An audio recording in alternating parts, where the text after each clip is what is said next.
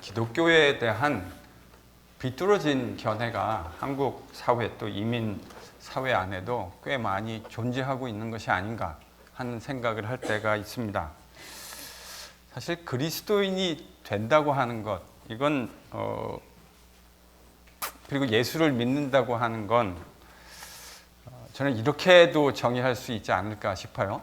세상에서 참 좋은 이웃이 되어주는 것, 같이 살아가기에 우리가 세상에서 그리스도인만 살아가는 것이 아니고 비기독교인들과 함께 이 땅을 살아가게 되는데, 그들에게 참 좋은 이웃, 매우 명확한 그리고 상식적인 사고를 가지고 있는, 대화할 수 있는, 그래서 같이 좋은 이웃으로 살아갈 수 있는 사람이 되는 것, 저는 그게 기독교인이 참 주님이 기대하시는 그런 모습이 아닐까 그렇게 생각을 합니다. 그런데 한국 사회의 기독교인들이 비춰지는 모습은 비기독교인들이 바라볼 때 그런 모습이 없는 건 아니겠지만, 그것 말고 상당히 왜곡된 시각이 많이 존재하는 것이 아닌가 하는 매우 현실적인 이야기를 하지 않을 수가 없습니다. 그렇게 된 데에는 교회가 세상에 비춰진 모습, 그것이 아주 중요한 한 몫을 하지 않았겠습니까? 목사들은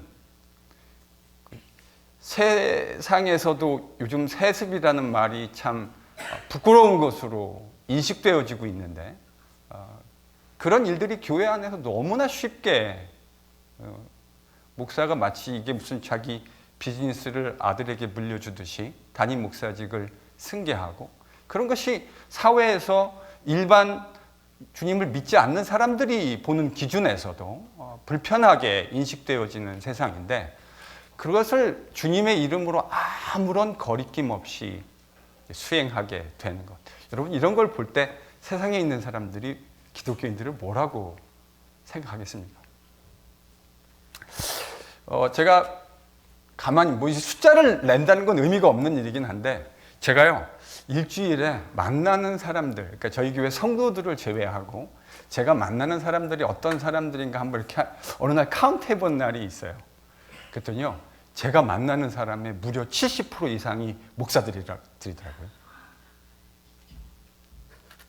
제가 만나는 정기적이든 비정기적이든 만나서 교제하는 사람들의 약 60, 70%가 목사들이에요.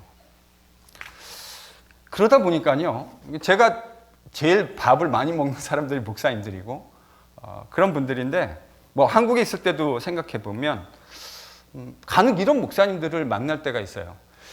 꽤 불편한 권위주의 의식, 내가 목사라고 하는 것에 대해서 그것이 하나님이 부여하신 영광스러운 직분이다라고 생각하는 것까지는 참 좋은데, 거기까지는 누구도 뭐라 할 것이 아닌데, 불필요한 권위주의 의식에 붙들려 있는 분들을 종종 만날 때가 있습니다. 그래서 그런 분들이 하시는 이야기를 가만히 들어보면 대놓고 말을 그렇게 하지는 않는데, 실제로 그분의 인식 속에서는 이런 식으로 사고하시는 것 같아요. 내가 하는 말은 곧 하나님이 하시는 말씀. 물론 누가 대놓고 그렇게 이야기하겠습니까?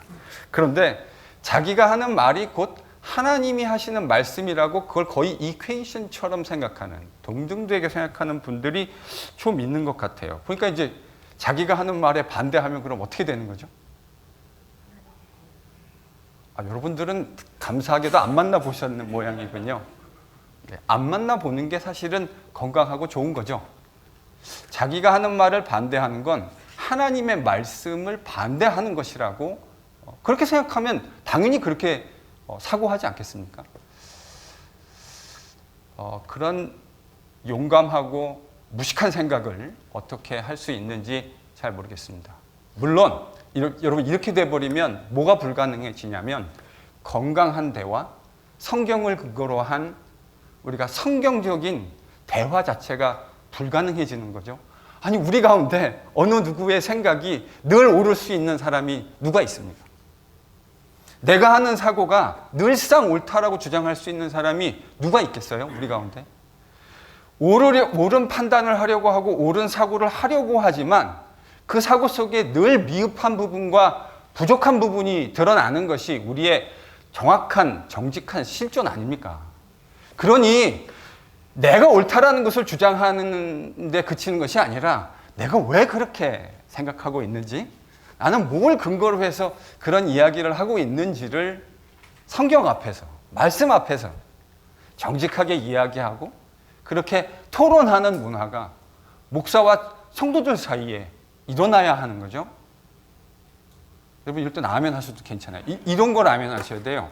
그래야 목사도 자신의 권위주의적인 생각이 아니라 성경의 근거에서 성도들과 건강한 이야기를 할 수 있고, 성도들도 자신들이 세상에서 알고 있었던 그런 경험적인 이야기, 그건 뭐 무시할 건 아니지만 보다 근본적인 성경의 이야기를 우리들이 같이 이야기할 수 있게 되는 것 아닙니까? 저는 그게 주님이 기대하시는 건강한 공동체라는 생각을 합니다. 그러니까 이제 목사들이 이런 식으로 나가니까 그 목사들을 통해서 훈련을 받고 또 성경의 말씀을 듣는 성도들도 그와 같은 모습이 되는 것 충분히 이해할 수 있는 것 같아요. 또 한국교회 강단의 메시지를 보면 매우 제가 볼 때는 기복적이고 성공지향적이라는 생각을 하지 않을 수가 없습니다. 물론 목사들이 이렇게 된 데에 성도들의 역할도 어느 정도 있었다, 저는 그렇게 생각합니다. 제가 한국에서 협동 목사지만 참 희한한 경험을 했는데, 희한한 경험이라고 말하는 게 맞는지 잘 모르겠는데, 여러분 입시 시즌이 되면 목사들이 교회 가면 뭘 많이 하시는지 아십니까? 입시 시즌이 되면 성도들이 찾아오세요. 평상시에는 기도해달라고 얘기 별로 안 하시다가 입시 시즌만 되면, 제가 이제 성경공부 교사를 했는데 성경공부를 심지어는 들으시는 분도 아닌데 그 아이를 데리고 목사를 찾아와서 기도를 해달라고 합니다. 자식들이 좋은 대학에 갔으면 좋겠다고 하는 부모의 바람을 왜 제가 이해 못하겠습니까? 뭐 그것 자체가 나쁜 것이라고 생각하지 않습니다.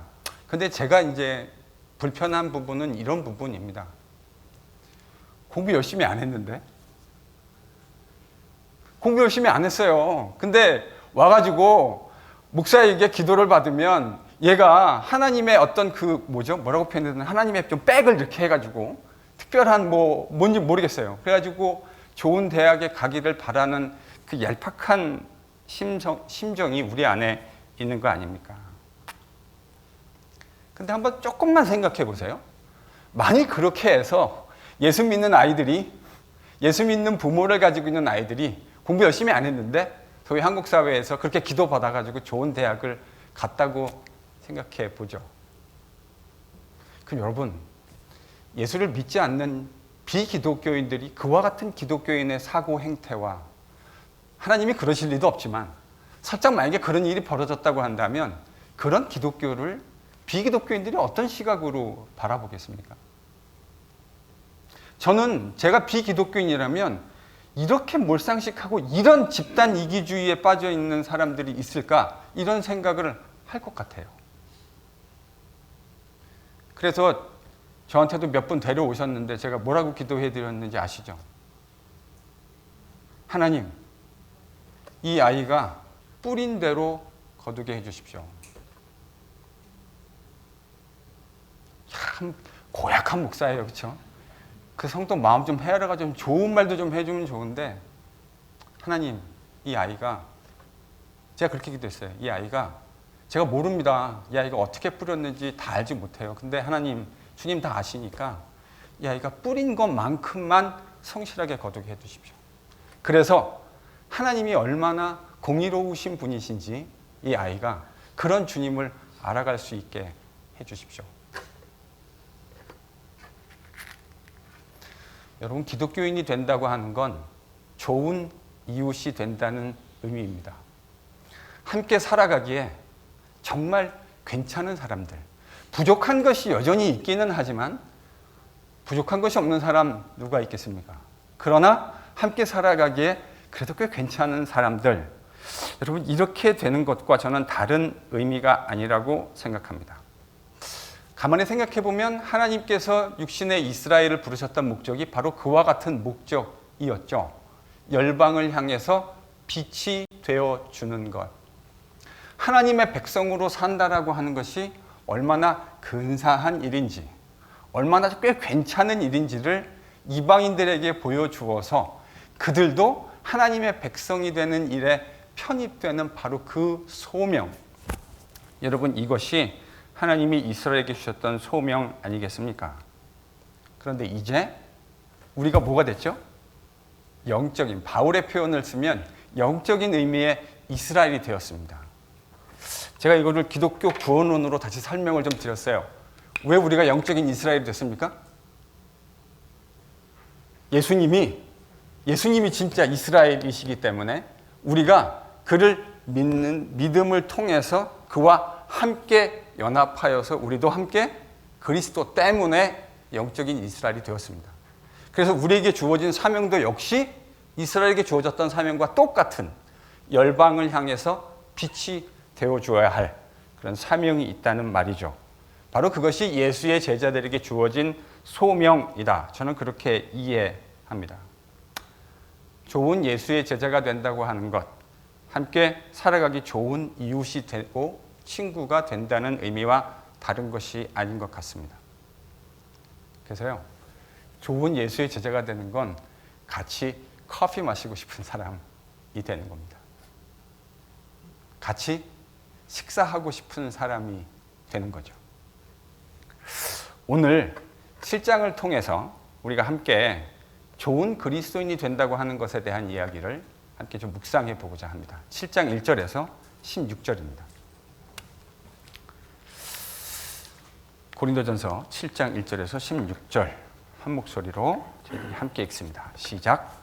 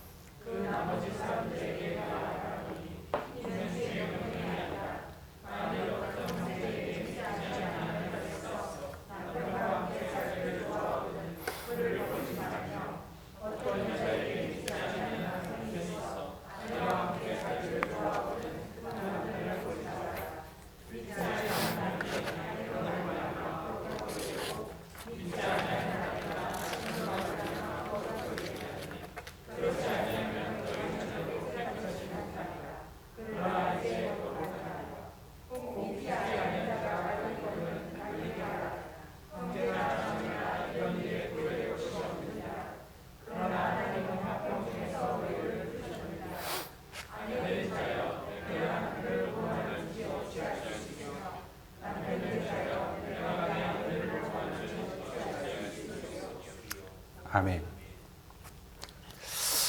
이번 주에 한 복음주의 운동가, 한국에서 꽤 잘 알려진 복음주의 운동가가 불륜 사실을 고백하고 자신의 공동체에서 면직되는 일이 있었습니다. 저도 개인적으로 좀 알고 있는 사람이에요. 그래서 참 마음이 여간 좋지 못했습니다. 신실한 사람이고 또 한국교회의 개혁을 위해서 열심히 일했던 저는 좋은 사람이라고 기억하고 있습니다. 그럼에도 불구하고 그것이 우리의 실존이라고 하는 것, 우리가 얼마나 연약한 인간이라고 하는 것인가를 다시 한번 복음 앞에서 또 말씀 앞에서 주님 앞에서 묵상해 보지 않을 수가 없었습니다. 정죄할 수 없는 똑같은 문제를 가지고 있는, 혹은 그 문제의 본질을, 똑같은 문제를 쉐어하고 있는 사람의 입장에서 참 안타까움을 금할 수 없습니다. 한 통계에 따르면 한국 사회의 25%, 그러니까 4쌍 중에 한 쌍이 되겠네요. 25%가 혼외의 성 경험을 가지고 있다고 합니다. 그러니까 4쌍 중에 한 쌍은 불륜의 문제를 가지고 있는 셈입니다. 물론 이 숫자는 비기독교인을 포함한 통계입니다. 그러나 그러니까 저희들이 그건 비기독교인들 이렇게 치부할 수 없는 또 다른 통계가 하나 있는데요.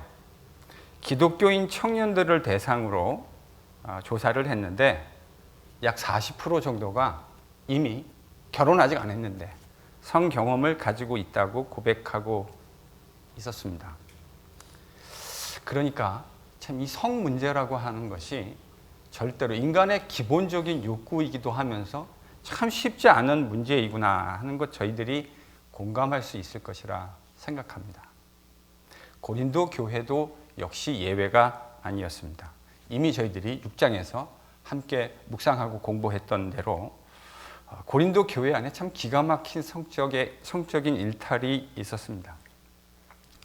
오늘 바울이 그 이야기의 연장선상에서 어떻게 이 성적인 문제에 대해서 이야기하고 있는가 저희들이 한 걸음 더 깊게 들어가 보기를 원합니다. 그래서 이 성과 관련된 이슈에 있어서 그리스도인들이 어떤 건강한 입장을 취해야 하는가에 대해서 저희들이 함께 좀 이야기해 보고자 합니다.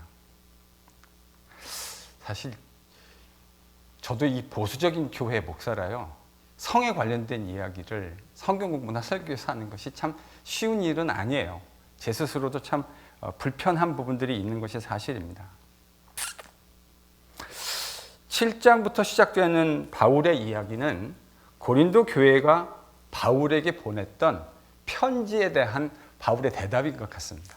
그러니까 고린도전서가 16장까지 있는데 1장부터 6장까지는 무슨 내용이었냐면 바울이 여러 인편으로 들은 이야기들에 대한 바울의 일종의 목회적인 선교사로서의 조치였다, 이렇게 이해할 수 있다고 한다면, 이제 7장부터는 바울이 고린도 교회로부터 공식적인 편지를 받았어요. 그래서 고린도 교회가 어떤 특정한 문제들에 대해서 사도 바울의 의견을 요구했던 것, 그런 것으로 이제 보입니다.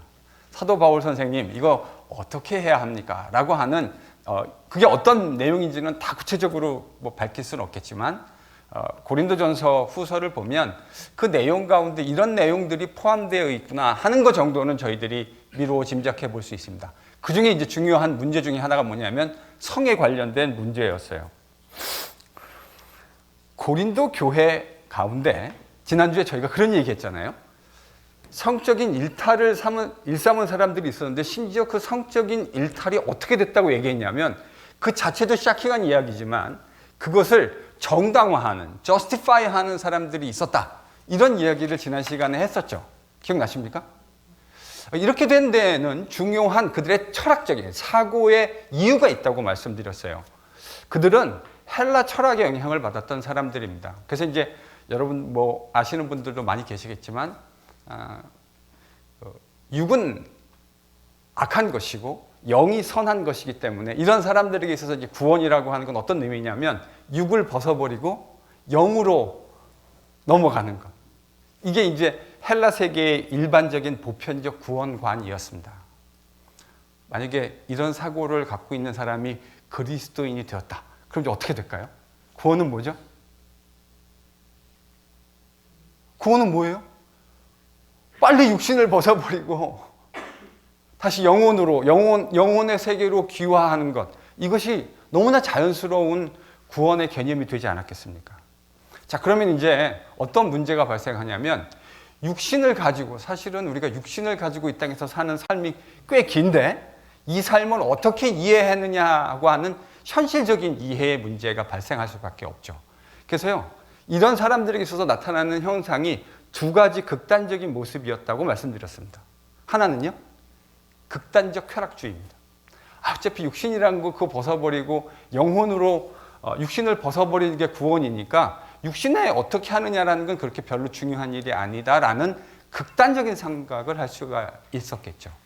그러면 이제 소위 말하는 쾌락적인 매우 방종한 삶을 살 수 있는 가능성이 열렸고, 실제로 그게 가능성으로만 존재했던 것이 아니라 고린도 교회에는 그런 사람들이 있었던 겁니다. 그럼 이제 또 하나는 어떤 극단이 나타날 수 있을까요? 금욕주의예요. 사실은 이게 너무나 당연한 논리적 귀결인데 육신이 별로 중요하지 않다 이렇게 이해하면 급 중요하지 않은 육신의 정욕을 끊임없이 제어하는 것이 매우 정당하게 이해될 수 있지 않았겠습니까? 고린도 교회 안에 그 두 극단이 다 있었던 거예요. 그러니까요. 하나는 극단적으로 쾌락주의를 탐닉했던, 그리고 실제로 그것이 고린도 교회라고 하는 고린도 사회라고 하는 곳에서 매우 일상적으로 보편화되어 있었기 때문에, 김철 집사님 계시면 친구가 고린도 사회에 사는 친구면 소셜 클럽에 이제 인바이트가 되는 거죠. 그럼 이제 그 소셜 클럽에 인바이트가 되는 순간 찾아간 곳에 소셜 릴레이션, 소셜 행아웃 하는 것 안에 뭐가 포함되어 있냐면 성전에 있었던 이방 종교의 창기들과 함께 잠자리를 하는 내용들이 포함되어 있었던 거죠. 이게 고린도 교회가 속해 있었던 사회적인 삶의 자리였던 겁니다. 그러니까 지금 고린도 교회 안에 두 극단이 다 있었던 거예요. 한 극단은 그러니까 성적인 방임으로 나갔다고 한다면, 한 극단은 매우 금욕적인 모습으로. 그러니까 뭘 주장하는 거예요? 심지어 부부간에 있어서의 성적인 관계마저도 매우 추악하고 더러운 것으로 규정하려는 사람들이 고린도 교회 안에 진짜 있었던 겁니다.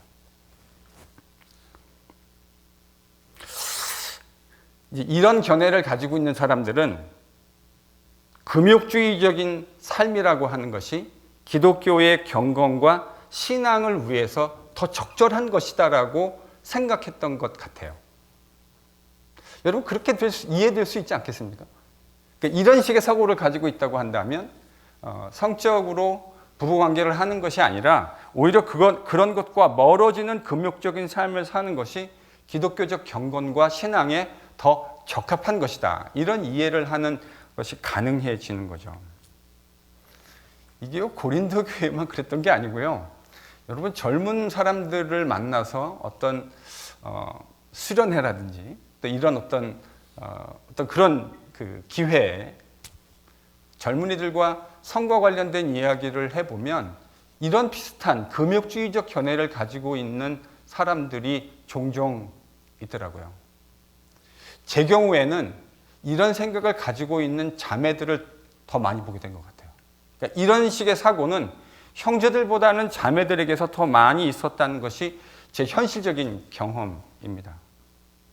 그런 성적인 결합이 매우 추악하다고 생각하고 있는 자매들이 더러 한국 교회 안에도 있더라고요. 고린도 교회 안에 존재했던 이 금욕주의적 성격을 가지고 있었던 극단의 사람들은 바울이 자신의 견해에 동의해 줄 것이라고 생각했던 것 같아요. 만약에 여러분, 우리가 바울의 그 고린도 교회 안에 있었던 금욕적인 사람들이라고 한다면 도대체 무엇이 바울이 우리의 견해에 동의해 줄 것이라고 생각하게 만들었을까요? 일단 바울이 독신이잖아요. 바울이 독신으로 살고 있었고, 또 이제 6장에 보면 바울이, 저희들이 지지난주 또 그 전에 살펴봤던 대로 6장에 보면 바울이 금욕적인 내용과 연관된 스테이트먼트, 그렇게 받아들여질 수 있는 스테이트먼트를 하잖아요, 실제로. 그러니까 고린도 교회 안에 있는 이런 금욕주의적인 섹트들, 이런 성향을 가지고 있는 사람들은 바울이 자신들의 견해에 동의해 줄 것이라고 생각했던 것 같아요. 그런데 지금 바울의 대답을 보면 바울이 그들의 기대를 충족시켜주고 있나요? 아닙니다. 바울의 대답이 적어도 그들의 기대와 달랐던 것 같아요. 사실 이제 오늘 본문을 보면 저희들이 16절까지 읽었는데 크게 두 부분으로 나누어집니다.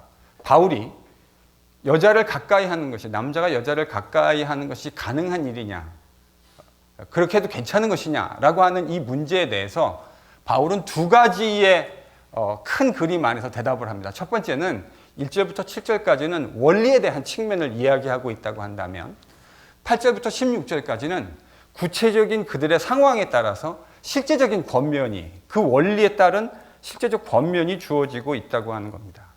자, 그럼 먼저 1절에서 7절까지 바울이 어떠한 기본적인 원칙과 원리를 가지고 있었는가? 일단요, 저를 좀 보시죠. 네. 저를 좀 봐주세요.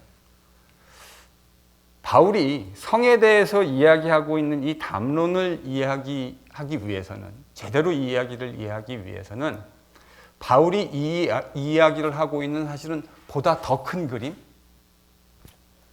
그러니까 바울이 지금 실제적으로 그 내뱉고 있는 스테이트먼트들이 있잖아요. 근데 그 스테이트먼트 뒤에 어떠한 사고가 흐르고 있느냐. 그러니까 그림으로 치면 바깥에 있는 그림으로 그려진 그 그림보다, 사진으로 치면 어떤 그 피사체보다 그 배경에 지금 뭐가 있느냐를 우리가 계속 생각하고 바울이 말하는 이야기를 듣는 것이 저는 매우 중요한, 이 바울이 말하려고 하는 내용을 놓치지 않는 데 있어서 매우 중요한 원칙이 돼야 되지 않을까 하는 생각을 합니다. 바울이 지금 1절부터 16절까지 성에 대해서 이것은 이렇게 하고 저것은 저렇게 하라는 식의 권면을 주고 있습니다. 그런데 사실 더 중요한 관점은 이 관점인 것 같아요. 성도 한 사람 한 사람이 하나님 나라를 이루어 간다고 하는 관점에서 매우 큰, 정말 중차대한 사명을 맡았다라고 하는 관점에서 바울이 이 성에 대한 이야기를 하고 있다라고 저희들이 좀 이 그림을 잘 그려놓고 이 세팅을 잘 세팅해 놓고 본문을 보는 것이 좋지 않을까 하는 생각을 하게 됩니다. 바울이 1절에서 뭐라 했냐면요, 남자가 뭐를 가까이 하지 않는 게 좋대요?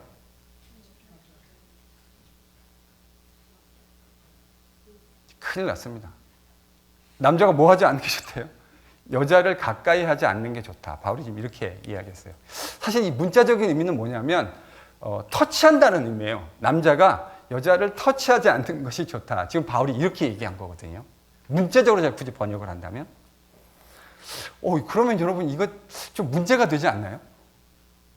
뭐가 문제가 될까요? 바울이 지금 남자가 여자를 터치하는 것이, 가까이 하지 않는 것이 좋다, 이렇게 이야기한다면 성경 전체의 관점에서 볼 때 뭐가 문제가 될 수 있을까요? 여러분 딱 마음에 떠오르는 성경 구절이 하나 있지 않습니까? 예, 뭐 다 맞는 말씀을 지금 말씀하시는 건데 딱 찍어주시진 않으시네요. 제가 좋아하는 거 있잖아요. 이렇게 딱 찍어주는 거. 그냥 그 비스무리하게 둘러가지고 주변을 사격하는 거 말고 스나이퍼 같이 조준 사격해주는 거 참 좋아하는데. 창세기 2장 18절.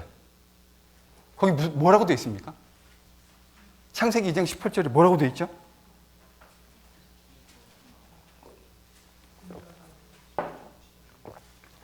남자가 혼자 있는 것이, 독처하는 것이 좋지 못하다. 하나님 보시기에. 여러분, 그럼 이거 어떻게 설명해야 되나요? 하나님은 창세기에서, 일단 하나님이 더 세시잖아요. 하나님이 창세기 2장 18절에서 남자가 혼자 독처하는 것, 여자 없이 혼자 있는 것 별로 좋지 않다. 여러분, 이 이야기가 궁극적으로 하나님이 누구를 창조하시게 된 이유가 됐습니까? 하와, 여자를 창조하시게 된 이유가 된 거잖아요. 근데 지금 바울은 뭐라 그러냐면 남자가 여자를 가까이 하지 않는 것이 좋다. 문제적으로 얘기하면 여기서 남자가 여자라는 말은 남편이 아내라는 말입니다, 사실은. 이 이야기가 듣고 그 편한 여자분들이 계시죠? 제발 좀 놔뒀으면 좋겠는데.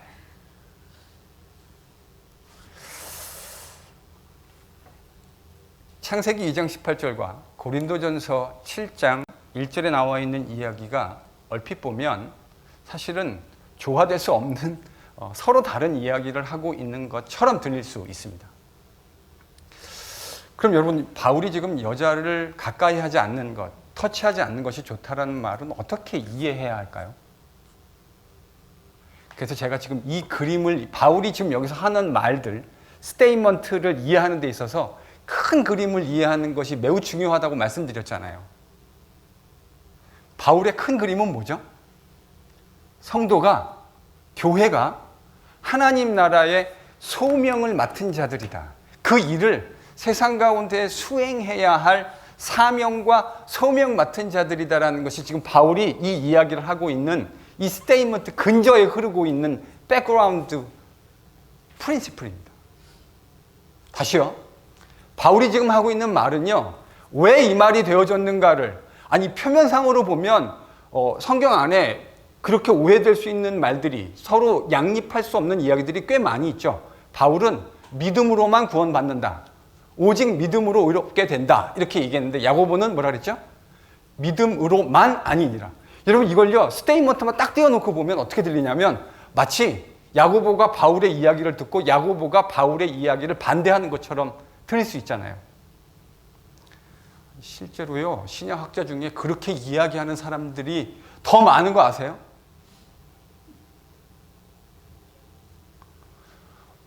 이거는 제가 지금 팩트를 얘기하는 겁니다. 실제로요, 바울의 이야기를 야고보가 듣고 야고보는 바울이 이야기하는 기독교와 다른 기독교를 이야기한다고 이야기하는 신약학자들이요, 숫자적으로 더 많아요. 지금요, 현재. 이게 우리가 살아가고 있는 세상의 현실입니다. 자, 그러면 이거 어떻게 좋아할까요? 이 이야기를. 하나님은 독청하는 게 좋지 않아서 여자를 만들었다 그러는데 바울은 뭐라 하냐면 여자를 만지지 말라. 만지는 게 별로 좋지 않다. 여자와 가까이 하는 것이 좋지 않다. 어떻게 이해해야 됩니까?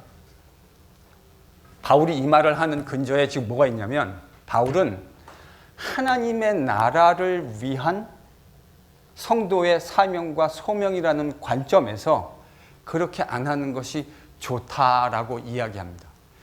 그래서 이걸 이제 여러분, 우리가 어떤 스테이트먼트를 볼 때 항상 조심스럽게 봐야 되는 게 맥락 아닙니까? 문맥, 무슨 문맥이 이 이야기를 하고 있느냐가 참 중요한 건데 7절을 한번 보세요. 7절에 뭐라고 되어 있습니까?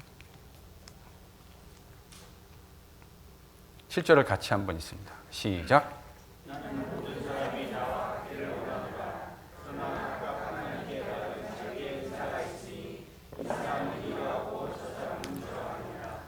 바울이 말하는 게 지금 이런 얘기 아닙니까?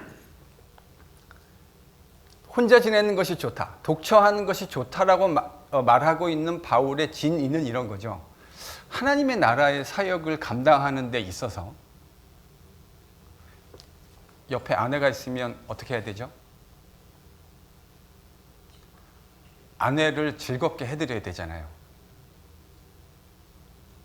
아니, 그런 마음들이 우리 안에 있잖아요. 여러분들 안에 있는 건 제가 아는데 아내를 즐겁게 해드려야 되겠다 하는 생각들을, 저도 이제 월요일이 되면요 어떤 부담이 있냐면 아내를 어떻게 즐겁게 해드려야 될까. 그래서 어느 날은 이런 생각이 정말 들어요. 예수님 섬기는 게 훨씬 쉬운 것 같아. 제가 농담처럼 하는데 정말 주님 섬기는 게요 너무 더 쉬운 것 같아요. 왜냐하면 주님은 제가 뭐라고 어떻게 하지 않아도 제 마음을 다 아시잖아요. 그러니까 근데 저희 집에 계신 분은 제 마음을 다는 모르시거든요.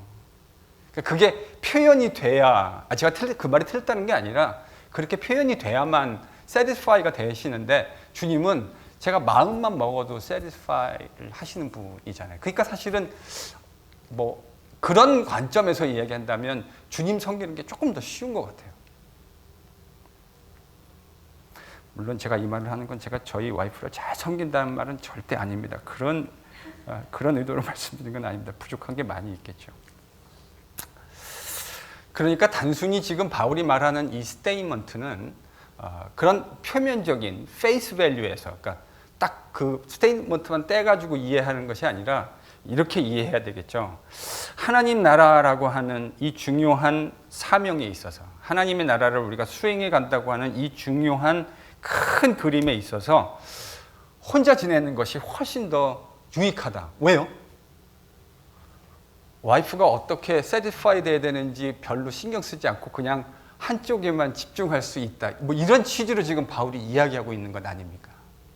마음이 나누어지지 않은 상태에서 오로지 복음 사역에만 집중할 수 있다고 하는 바울의 인식을 내비친 발언이라 우리가 이해할 수 있을 것 같습니다.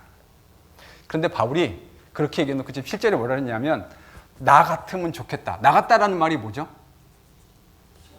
그러니까 바울은 지금 무슨 은사를 받았다고 얘기했냐면 무슨 은사죠? 혼자 독처하는 은사. 그러니까 바울은 혼자 살아도 전혀 그런 것에 대해서 거리낌이 없는 은사를 하나님께 받았다고 지금 자기가 이야기하고 있는 거예요. 근데 이게 모든 사람이 그렇다는 것은 아니라고 바울이 이야기하잖아요. 실제적으로 독처하는 은사를 받은 사람보다 제가 만난 사람들은 안 받은 사람들이 압도적으로 더 많은 것 같아요.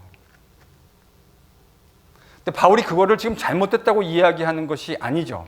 그러니까 너희들이 나가기를 원하는데 이건 다 각자 받은 은사가 다른 거니까 받을 수 있는 사람은 받고 그렇지 않은 사람은 결혼해도 괜찮다. 바울이 이제 2절부터 그 이야기를 사실은 해가는 거죠. 2절에 보면 바울이 뭐라고 얘기하냐면 음행의 문제를 피하기 위해서, 그래서 음행이라는 말이 그 포르네이아라는 말입니다. 그러니까 사실 이 포르네이아라는 말에서 영어에서 사용하는 포르노그래피라는 말이 나온 거죠, 사실은요. 그러니까 이런 음행의 각양 음행의 문제를 피하기 위해서 각기 남자마다 아내를 두고 아내마다 남편을 두라고 권면하고 있습니다. 그러니까 결혼하고 독처하는 것이 좋다고 말하는 건 복음의 효과적인 증거를 위해서 그렇게 살아가는 데 있어서 그것이 좋다라는 권면이지, 창세기 2장 18절에 하나님이 창조 질서에 말씀해 주신 내용을 바울이 거부하려고 했던 것이 아닙니다. 그런 음행을 피하기 위해서 남자마다 아내를 두고 아내마다 남편을 둬라, 이렇게 이야기한 바울이 이제 구체적으로 그 아내와 남편에 대한 권면을 이어갑니다. 그래서 3절에 보면 남편으로서의 뭐를 다하래요? 의무를 다하고, 아내로서의 뭘 다하래요? 의무를 다하라. 바울이 여기서 지금 사용한 의무라고 하는 단어, 이게요 사실은 오펠리아라고 하는 단어인데 이게 무슨 의미로도 신약성경에서 많이 번역됐냐면 빚이요, debt. 우리가 빚을 지잖아요. 그게 오펠리아라는 말로, 그 말이 그렇게 빚으로도 번역할 수 있어요. 오펠리아라는 말이 영어에 두 가지로, 그러니까 갑자기 스펠이 생각이 안 나네요. 뭐죠? 빚. PT인가요? 네? BT. 아, 그렇죠. 이거죠. 네. 오펠리아라는 말이요, 요 말로도 번역이 됐고요. 또 뭐로도 번역했냐면 듀리, 의무. 그러니까 지금 여기서 듀리 혹은 debt라는 말은 뭐를 말하는 말이죠? 성적인 의무를 다하라는 말입니다. 그러니까 일반적인 의미의 듀리를 말하는 것이 아니고요. 이 맥락에서 지금 바울이 말하는 오페이리아라는 말은 성적인 의무를 다하라는 말이에요. 그러니까 그냥 일반적으로 말하는 것이 아닙니다. 즉 남편과 아내로서의 건강한 성적인 결합을 바울이 지금 뭐라고 표현하고 있다고요? 의무, 그리고 빚. 여러분 빚은 지면 뭐 하셔야 되는 거죠? 갚으셔야죠. 빚을 지고 안 갚는 사람은 그건 나쁜 사람입니다. 바울이 지금 부부로서의 성적인 결합을 의무라고 얘기하고 있다고요. 빚이라고. 결혼 생활이 어느 정도 진행되면 피곤해, 그러니까 성적인 관계에 있어서 피곤해하는 아내들을 보게 됩니다. 여러 가지 교회 세링에서 이런저런 이야기를 하다 보면 그런 이야기를 하는 성도들을 만나게 됩니다. 뭐 이해가 안 되는 건 아닙니다. 충분히 그럴 수 있죠. 권태스럽기도 하고 시간이 지나가면서 그런 반응들, 또 여러 가지 아이들의 육아, 또 아이들을 키워야 하고 또 집안의 생활을 해야 하는 이런 일상 속에서 지쳐가고 힘들어간다고 하는 것 충분히 이해할 수 있는 내용이라는 생각을 합니다. 그래서 남편 입장에서는 그런 아내의 입장과 상황을 잘 배려할 필요가 있어요. 그런데 아내들도 이 일이 남편의 요구와 성적인 그 욕구가 어떤 것인지 그 필요를 잘 돌아볼 필요도 있습니다. 저는 바울이 지금 고린도전서 7장에서 하는 이야기 속에 그런 함의들이 담겨져 있는 것이 아닌가 생각합니다. 그러니까 뭐 제가 다 일일이 여러분들한테 그걸 여쭤보지는 못하지만 지금 제가 한 이야기 속에서 공감하는 부분들이 좀 있으실 수 있잖아요. 여러분 저도 쉽지 않은 이야기하는데 그렇게 반응하시면 내가 괜히 지금 이 이야기를 하고 있는 건가?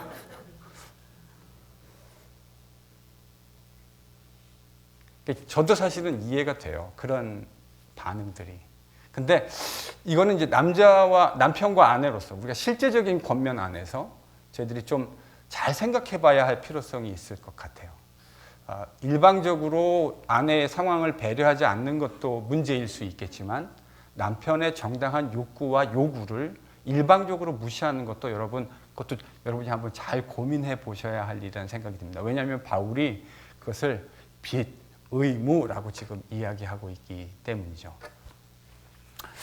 이런 바울이 그런 남편과 아내 사이의 육체적인 결합에 있어서도 한 가지 예외가 있다는 사실을 우리에게 이야기합니다. 그게 5절에 기록되어져 있죠.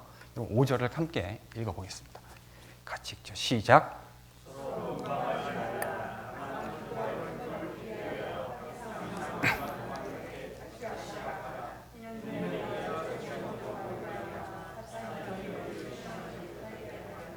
자, 그러니까 바울은 지금 부부간의 합법적인 정상적인 관계에 대해서 그것을 빚, 의무라는 말로도 규정했는데, 근데 이런 빚이라고 의무라고 규정했던 바울이 정당한 합법적인 부부간의 관계 안에서 예외 사항을 두었습니다.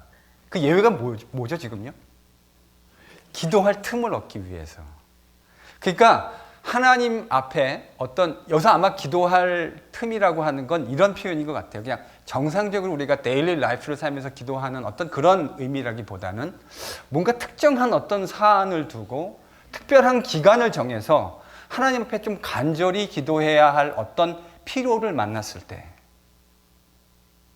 그때에는 부부간의 합법적인 관계를 금해도 괜찮다, 금욕을 해도 괜찮다고 지금 바울이 얘기합니다. 그런데 재밌는 건 그렇게 특정한 상황을 이야기해 놓고 바울이 그거를 계속해서, 그럼 이제 이럴 수도 있잖아요. 그런 거에 싫은 아내가 나 계속 기도해야 돼, 여보. 나 주님이 계속 기도 제목을 주시네. 이럴 수도 있잖아요. 그러니까 바울이 그런 것까지도 지금 생각을 한 것 같아요. 그래서 그렇게 특정한 목적을 위해서 잠시 금욕적인 생활을 하는 것은 좋지만 바로 어떻게 하래요? 그게 끝나고 나면 다시 아파라. 그러니까 바울이요, 아주 지금 구체적인 권면을 고린도 교회 성도들에게 주고 있는 거예요. 잠시 기도할 특별한 그 시간을 위해서 금욕을 허락해 주기는 했지만, 그러나 그것이 항구적이고 계속적인 명령이 아니라 너희들이 추구해야 할 부부간의 관계로서의 의무와 책임을 다하라고 하는 바울의 실제적인 권면인 겁니다. 이제 8절부터 16절까지는 바울이 매우 구체적인 권면으로 나아갑니다. 8절과 9절에는 결혼하지 않은 사람들, 그러니까 이게 해석이 약간 애매할 수 있는데 아예 결혼을 안 했던 사람일 수도 있고요. 결혼을 했다가 다시, 요즘은 이런 걸 보고 한국에서 돌싱이라고 그러던데, 돌아온 싱글, 결혼을 하셨다가 다시 돌아오신 분들이죠. 그러니까 이런 분들을 향한 바울의 권면이 이어집니다. 바울은 기본적으로 이런 거죠. 나처럼 그냥 혼자 지낼 수 있으면 좋겠다. 이렇게 바울이 권면합니다. 이 말은 독신으로 지내는 것이 어떤 그 독신으로서의 그런 삶의 행태가 다른 어떤 종교적인 삶의 형태보다 우월하기 때문이라는 의미가 아닙니다. 문맥에서 그런 의미를 얘기하는 게 아니에요. 독신으로 지내는 것이 결혼 생활을 하는 것보다 훨씬 더 우월한 삶의 방식이기 때문에 바울이 지금 이 이야기를 한 것은 아닙니다. 도리어 하나님의 나라와 그 복음을 증거하는 그리스도인의 사역 또 사명이라는 큰 그림에서 보았을 때 여러분 결혼했을 때 야기할 수 있는 고난과 마음의 나누임이 있지 않습니까? 당장요. 저희들이 나중에 보겠지만 7장 32절 한번 찾아보시죠. 같은 7장인데 뒤에 가면 바울이 이런 얘기를 하죠. 7장 32절이요.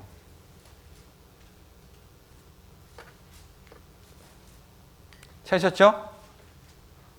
같이 읽습니다. 시작.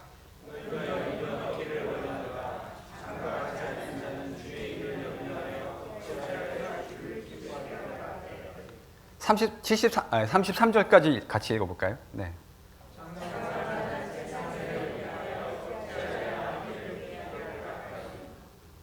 지금 바울이 말하는 맥락이 딱 이 맥락이죠, 사실은요. 하나님 나라, 그리고 그것을 증거하는 사역이라는 관점에서 보았을 때 결혼했을 때 이야기할 수 있는 고난 혹은 마음의 나누임보다는 그렇지 않는 편이 더 좋다라는 관점에서 바울이 독처하는 것이 더 좋겠다. 이렇게 이야기한 겁니다. 그러나 그마저도 바울이 9절에서 뭐라 그러냐면 뭐 할 수 없으면요? 그러니까 이거 말은 아까 7절에서 한 말로 하면 무슨 말이 될 수 있을까요? 뭐 안 받았으면요? 그런 은사를 안 받았으면 그렇게 하지 않고 그냥 결혼하는 것이 다시 재혼하는 것이 더 낫겠다. 바울이 지금 이렇게 권면하고 있는 겁니다. 10절과 11절에는 믿는 부부를 향한 권면이고요. 12절에서 16절까지는 불신 배우자를 둔 부부에 대한 권면입니다. 근데 종종 특별히 이제 15절, 16절 이 이야기가 기독교인들 가운데 특히 이제 주로 요즘 현실에서는 자매들이 믿지 않는 형제들하고 결혼하면서 믿지 않는 남자와 결혼할 때 이 이야기를 하는 분들이 되게 많아요. 뭐라 그랬죠? 한번 15절, 16절을 읽어볼까요? 같이 읽어보겠습니다. 시작.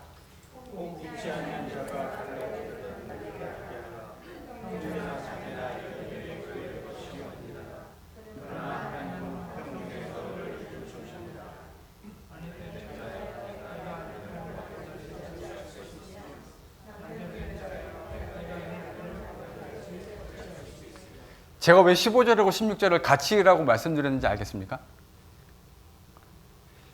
믿지 않는 남자랑 결혼하는 이제 이 이야기를 하면서 여자들이 진짜 많이 하는 게 16절인데요. 그렇게 해가지고 믿지 않는 사람 구원하려는지 어떻게 알겠느냐.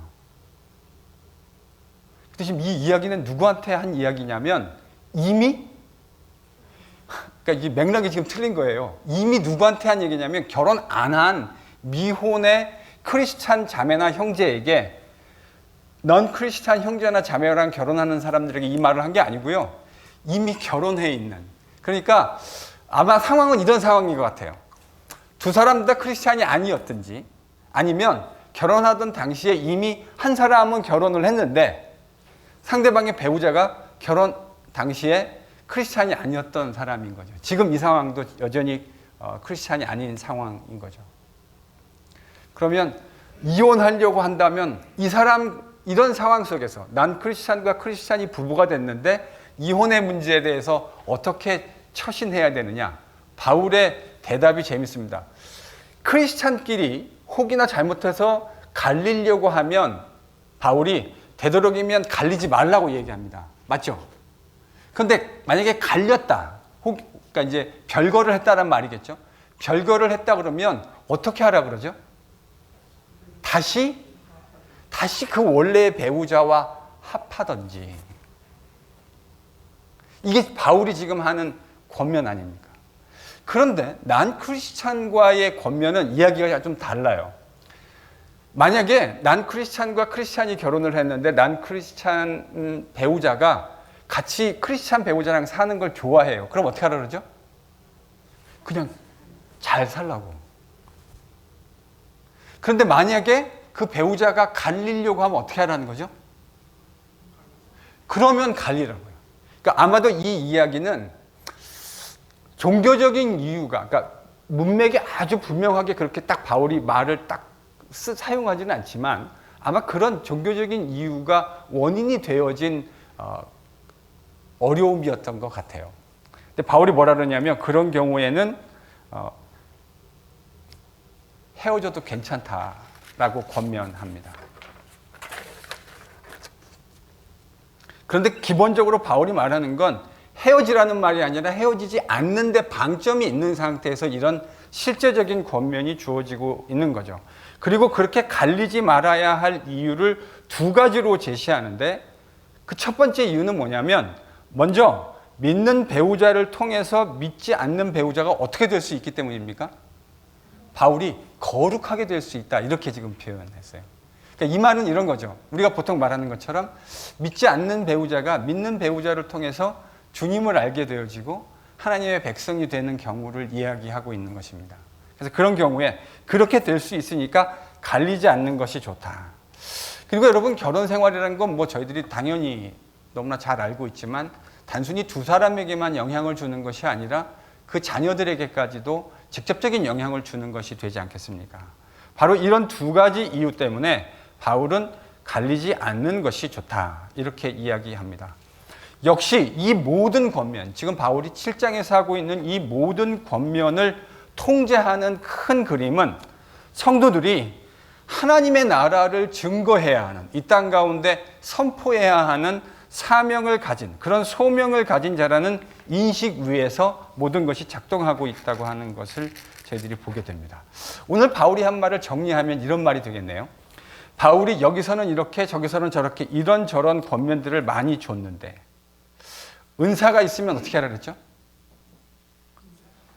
은사 있으면 홀로 지내라. 그러나 은사가 없다면 결혼해라. 기본적으로 결혼하는 것에 대해서 아무런 문제가 없다는 것을 바울이 표현했습니다. 그러나 이런 결혼 생활에서도 금욕을 허락하는 유일한 경우는 뭐죠? 기도할 틈을 얻기 위한 금욕이 허락되어진다. 그러나 그것도 영구적인 허락이 아니고 일시적인 허락이었습니다. 독신인 사람은 굳이 결혼하려고 애쓰지 말아라. 이러고 얘기하면 청년들이 별로 안 좋아하던데 제가. 독신인 사람은 하나님의 나라를 위해서 굳이 결혼하려고 애쓰지 말아라. 부부들에게도 그들에게 주어지는 실제적 권면들도 다 모든 기반 위에 어떤 전제 위에서 이야기가 되고 있냐면 하나님의 나라를 증거해야 하는, 그 복음을 증거해야 하는 사명과 소명이 우리에게 주어진 것이라는, 바로 그 위에서 이 모든 이야기가 작동하고 있다는 것을 보게 됩니다.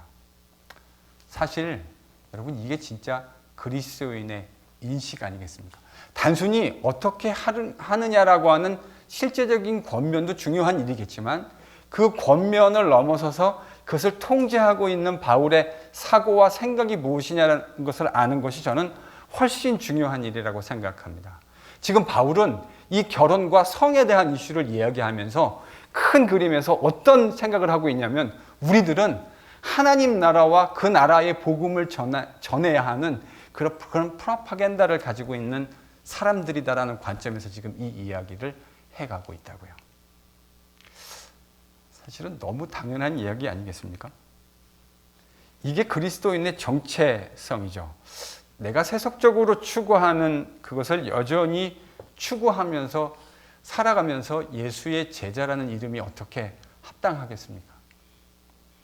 예수의 제자란 예수께서 가신 길을 따라 걷는 사람인데 예수께서 걸어가신 길이 세속의 가치관을 추구하는 삶이 아니었는데 여전히 그것을 추구하면서 예수의 제자로 불린다는 것이 여러분 어떻게 가능하겠습니까? 저는 그래서 여러분에게 여러 번 말씀드렸지만 예수의 제자란 가치관이 바뀐 사람들입니다. 보다 정확히 얘기하면 예수께서 우리에게 허락하신 가치관을 위해서 날마다 싸워가는 사람들이다. 이렇게 얘기하는 것이 여러분의 마음에 더 와닿을 수 있을 것이라 생각을 합니다. 예수의 제자는 가치관이 바뀐 사람들이고, 한번 바뀌었다고 해서 영원히 내가 그 가치관에 붙들려 사는 것이 아니라 여전히 날마다 다양한 세상에서 주는 그런 가치관으로 영향받으며 사는 것이 우리의 진정한 모습이겠죠. 그래서 진짜 예수의 제자는 가치관이 바뀐 사람들입니다. 많은 분들이 교회 안에서 영적인 싸움 이런 말씀들을 많이 하시는 것을 듣습니다. 근데 그 영적인 싸움이라는 말을 이야기할 때 그 싸움이라고 하는 것이 매우 신비적인 영향에만 국한되어 있는 듯한 안타까움을 느낄 때가 있습니다. 바울이 이야기한 영적인 싸움이라고 하는 것은 물론 틀림없이 악한 사단의 세력이 실존하고 있고 그리스도인은 악한 사단의 나라와 함께 싸운다는 의미에서 바울이 영적인 싸움을 얘기하는 것은 틀림없습니다. 그런데 바울이 이야기하는 그 영적인 싸움이라는 것들을 가만히 잘 들여다보면 그런 신비한 실제적인 의미의 싸움도 이야기하지만 바울이 말하는 영적인 싸움이라는 것의 맥락을 잘 들여보면 그 맥락은요, 늘 이 가치관의 싸움과 직간접적으로 연결되어 있다는 사실들을 확인하게 됩니다. 그런 의미에서 저는 여러분들에게 이렇게 말씀드리고 싶습니다. 진짜 그리스도인이 싸워야 하는 영적인 싸움이라고 하는 것은 가치관의 싸움입니다. 세상이 나에게 부여해 준 수많은 가치관과 성경이 그리스도 예수께서 그분과의 교제를 통해서 그분이 우리에게 해주시는 성경의 가치관, 이것이 둘이 늘 싸우는 것이 저는 진정한 의미의 영적인 싸움이라고 생각합니다. 이 영적인 싸움이 우리 안에 치열했으면 좋겠습니다. 네. 저는 그 싸움이 우리 안에 치열해졌으면 좋겠어요. 이 싸움이 치열하지 않으면 저는 우리가 많은 싸움에서 지고 있는 것이라는 생각을 하게 됩니다. 그리스도께서 우리에게 허락하신 복음의 가치관, 지금 바울이 이야기하고 있는 이 모든 이야기, 이 모든 담론의 중심부에 위치해 있는 하나님의 나라를 증거해야 하는 소명을 가지고 있는 제자로서의 그리스도인, 저와 여러분에게 이 영적인, 진정한 의미의 영적인 싸움이 치열해지기를 소망합니다. 기도하겠습니다.